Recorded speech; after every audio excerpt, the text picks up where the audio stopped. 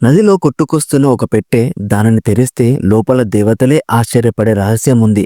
అదేంటో తెలుసుకోవాలి అంటే లాస్ట్ వరకు చూడండి. గంగా నది ప్రవాహంలో ఒక పెట్టె వింతైన వెలుగును వెదజల్లుతూ కొట్టుకొని వస్తుంది. అప్పుడు నది ఒడ్డున ఉన్న ఒక సూతుడు దాన్ని గమనించాడు. ఆ వెలుగును చూసి ఆశ్చర్యపోయిన సూతుడు నదిలో దిగి ఆ పెట్టెను ఒడ్డుకు తీసుకొచ్చి నెమ్మదిగా తెరిచాడు. దాని లోపల వజ్ర వైడూర్యాల కాంతులను మించిన తేజస్సుతో సహజ కవచ కుండలాలు ధరించి చిరునవ్వులు చిందిస్తూ ఒక పసిబిడ్డ ఉన్నాడు. అప్పుడు వెంటనే ఆ సూతుడు ఆ బిడ్డను తన భార్య రాధ దగ్గరకు తీసుకెళ్లాడు. ఆ బిడ్డను చూసిన రాధ ఆనందంతో, పిల్లలు లేని మనకు భగవంతుడే ఈ పసివాడిని మన దగ్గరకు పంపాడు అని ఆ బిడ్డను తన గుండెలకు హత్తుకుంది. వజ్ర వైడూర్యాల మధ్య లభించిన వాడని ఆ దంపతులు ఆ బిడ్డకు వసుసేనుడు అనే పేరు పెట్టారు. అతడు సహజ కవచ కుండలాలను ధరించి పుట్టడంతో అతడి పేరు కర్ణుడిగా పిలుచుకున్నారు. కానీ కుంతిదేవి గర్భంలో జన్మించిన ఆ మహావీరుడు ఇప్పుడు రాధేయుడిగా ఒక సూతిని ఇంట్లో పెరుగుతున్నాడు. అసలు అతనికి తన నిజమైన తల్లి ఎవరో ఎప్పుడైనా తెలుస్తుందా? ఈ రహస్యం బయటపడితే మహాభారత చరిత్ర ఎలా మారుతుంది?